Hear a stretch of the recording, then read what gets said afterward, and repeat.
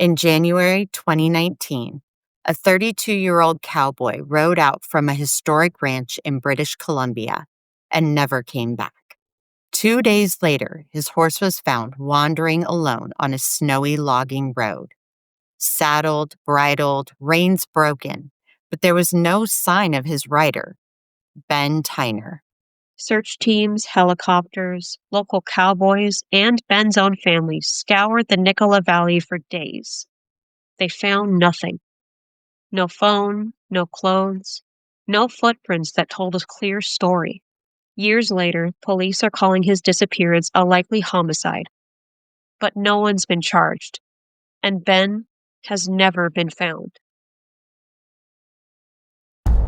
What's the emergency? No problem. All units standby. I'm at the corner of Pleasant Hill and John Young Freeway. 1519 East 18.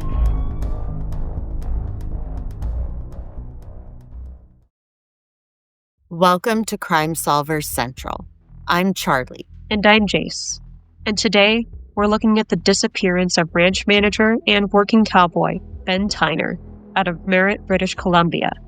What makes this case so eerie and honestly so frustrating is that the main piece of physical evidence is a horse.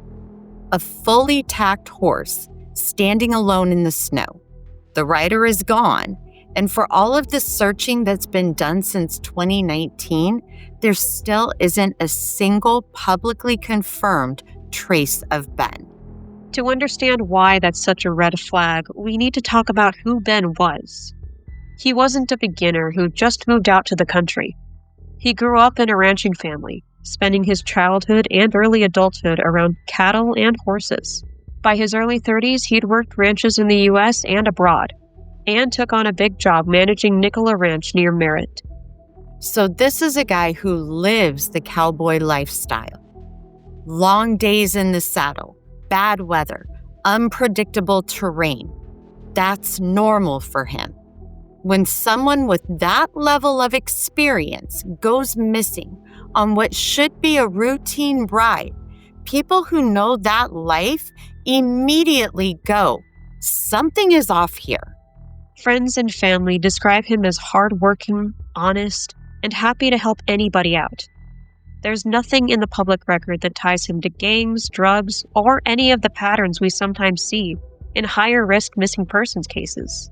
His lifestyle was risky in the physical sense. Ranch work, horses, mountains, but not obviously risky in the criminal way.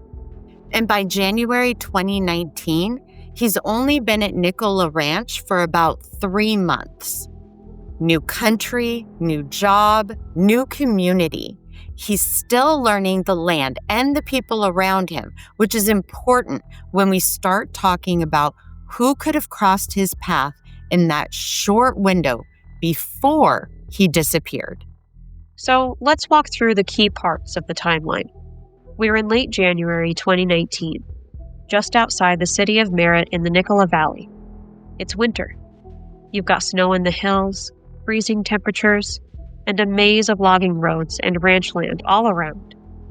The crucial day is Saturday, January 26, 2019. Ben is at Nicola Ranch. At some point that afternoon, he rides out on horseback, reportedly to check on cattle. For a ranch manager, that's nothing unusual. You ride the fence lines, you check the herd, you keep an eye on the land. But after that, the story goes silent. Ben doesn't return to the ranch. He doesn't answer calls. He doesn't check in with anyone. And we later learn that his wallet and cell phone are left behind.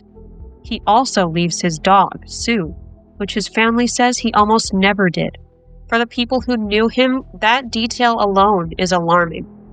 2 days later, on Monday, January 28th, a local outdoorsman finds a horse on a backcountry logging road, about 15 miles, roughly 24 kilometers from the ranch. The horse is saddled and bridled. One rein is broken. There is no rider in sight.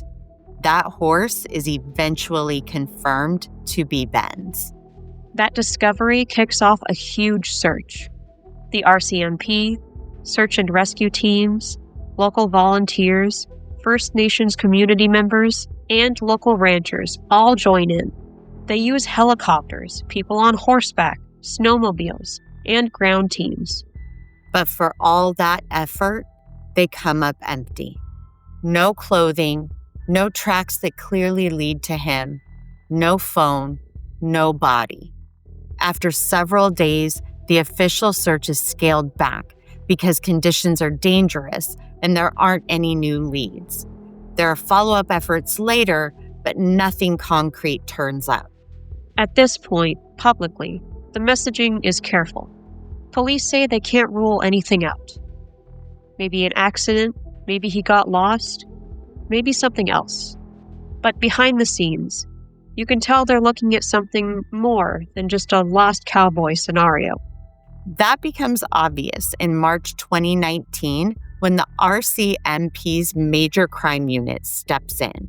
The case is reclassified as suspicious, with police saying they believe criminality may be involved. Over time, on anniversary appeals, they go even further to say they believe Ben was the victim of homicide. And that is a big shift. You don't call something a likely homicide unless you've seen evidence of another person's involvement. They haven't shared publicly what that evidence is, but that statement alone tells us they're looking at this as a crime, not just a tragic accident. And what we're left with is a really bare outline. A ranch manager who rides out on a Saturday. A horse found 2 days later on a lonely road. A massive search that finds nothing. And then years of quiet, broken only by appeals from police and his family. There are a few details that people come back to again and again, and one of the biggest is the horse. That image, Gunny standing alone, fully tacked, is the center of this whole mystery. If this were a simple accident, you'd expect some trace of Ben near where the horse came loose or along the route. In a lot of fall from horse situations, you find the rider fairly close by, or at least some gear or disturbed snow that would point you in a direction. But here, there's nothing obvious. The horse is okay. There's no clear sign of injury or a struggle that's been made public. Just that broken rein and a missing rider. Then you've got what Ben didn't take with him. No wallet, no phone, and no dog. For someone living a ranching lifestyle, that is very strange. People who knew him said Sioux went everywhere with him. It's hard to imagine him planning an overnight or risky backcountry outing without his dog. And over time, another detail comes out in reporting. His phone is later found in someone else's hands, reportedly at a business in Merritt. The person claims they bought it secondhand. We don't have all the specifics, but the idea that his phone is circulating after he's missing raises serious questions. You also have the geography to factor in. The Nicola Valley is gorgeous, but it's rugged. If you know it well, it's a playground. And if you don't, it can be dangerous.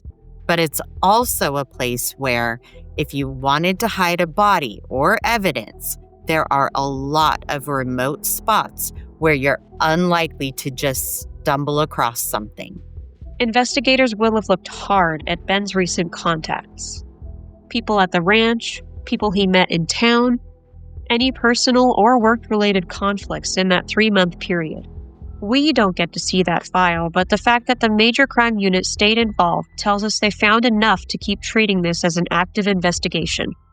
Meanwhile, his family is left in this awful limbo.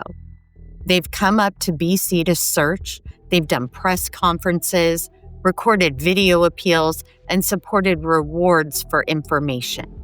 Their message is pretty simple. Somebody out there knows what happened, and they need that person or those people to finally talk. The first theory people bring up is the obvious one: a tragic accident. Ben rides out, something goes wrong. Maybe he falls, maybe the horse spooks, maybe there's a sudden medical issue, and he ends up somewhere searchers just haven't reached yet. It's not impossible. The area is huge, and snow can hide tracks or even a body. If he ended up in a deep ravine or thick brush, he could be very hard to spot, and the horse could break free and wander to where it was found. But there are issues with that explanation. The scale of the search, the use of helicopters, experienced searchers on the ground. Usually in accidents, something turns up sooner or later. And as the years go on, the lack of any trace becomes harder to square with a purely accidental scenario. And on top of that, the RCMP's own language has shifted firmly from maybe accident to likely homicide. That doesn't line up with them thinking that this was just a fall in the snow. Then there's the idea that Ben staged his disappearance and walked away from his life. New country, new job, and a chance to disappear. But for that to work, he'd have to abandon everything: career, family, friends, his dog, and leave no convincing financial or digital trail behind. And he'd somehow orchestrate a loose horse scene that sends searchers in the wrong direction. The people closest to him say that doesn't fit his character at all. The dog, again, is a huge sticking point. And with all the publicity over the years, news stories, missing posters, rewards, you'd expect at least one solid sighting if you were living openly somewhere else. Plus, the police calling it a homicide undercuts the voluntary disappearance angle. If they had credible evidence that he had decided to walk away, they'd frame the case very differently.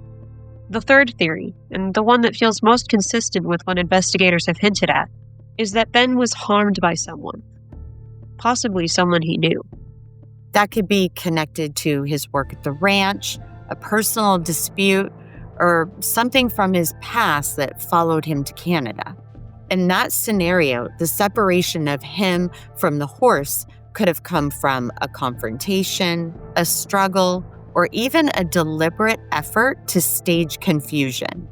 It would explain why we have no trace of him near where the horse was found, because the actual crime scene could be somewhere else entirely. It could also explain how his phone ends up in other hands later on. It fits with the idea of people knowing more than they're saying. It also fits emotionally with what his family has said. They've talked about believing someone out there has information and that they're hoping for that kind of tip that finally breaks the case open.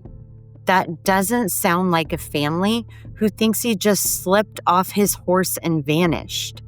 A twist on that third theory is that the horse being found alone was part of a staged scene. Someone could have moved the horse, tacked it in a specific way, and placed it on that logging road to send investigators in a particular direction. That would require local knowledge and a willingness to take a big risk. But it's not out of the realm of possibility. Seeing a saddled horse alone almost guarantees a search focused on an accident in the hills story. We don't know if the RCMP has evidence supporting or contradicting that idea. Those details, tracks, impressions, GPS data, are exactly the kinds of things investigators keep close to the chest. At the end of the day, every theory has holes. Accidents don't sit well with the investigation or the phone and wallet situation. Voluntary disappearance doesn't match who Ben seemed to be or what his family says about him. The foul play theories fit more of the puzzle pieces, but they still leave us asking, who, why, and how did they pull this off without leaving anything obvious behind? It's easy to get caught up in the theories, but we always want to bring it back to the human side. For Ben's family, this isn't a mystery story. It's day-to-day life. Every unanswered phone call, every birthday, every January 26th is another reminder that they don't know where he is or what exactly happened. They've talked publicly about living in this in-between place, mourning a son without a body, without a grave, while also clinging to the hope that someone will finally speak up. That's a brutal space to occupy for years. And this is where you come in. If you were in or around Merritt or the Nicola Valley in late January 2019, especially around the 26th through the 28th, think back. Did you see a rider on horseback? A horse alone? A truck and trailer parked somewhere unusual? Did you hear talk afterward that made you uneasy? Sometimes people dismiss their own memories because they don't feel big enough.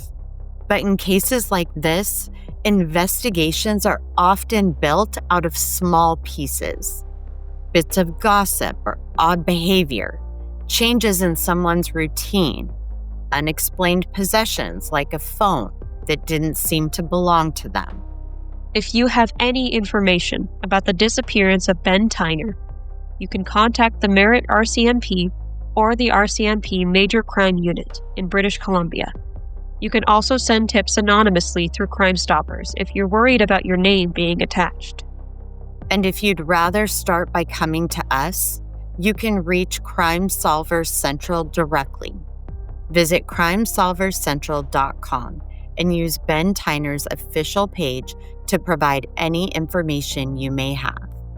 You can also reach out to us through our official social media accounts. We'll make sure anything credible gets passed on to the proper authorities. For Ben's family, the best outcome is simple. Find him, understand what happened, and hold the right people accountable. That won't erase the pain, but it brings a measure of truth and justice that they've been denied for too long. One of the most powerful things you can do, even if you don't have direct information, is to keep his story alive. Share this episode. Share verified articles and missing person posters. Talk about his case. The more people who know his name, the harder it is for whoever is staying quiet to pretend this is forgotten. If you're watching on YouTube, please like the video, subscribe to Crime Solver Central, and share it with anyone who cares about unsolved cases. It really does help get these stories in front of more people. Ben Tyner was a son, a brother, a friend, and a working cowboy who loved what he did. He deserved to come home from that ride. He deserves answers. You've been watching Crime Solver Central. I'm Jace. And I'm Charlie. Take care of yourselves. Look out for each other. And if you know something, say something. We'll see you in the next episode. Until next time, stay safe, stay curious, and stay loud.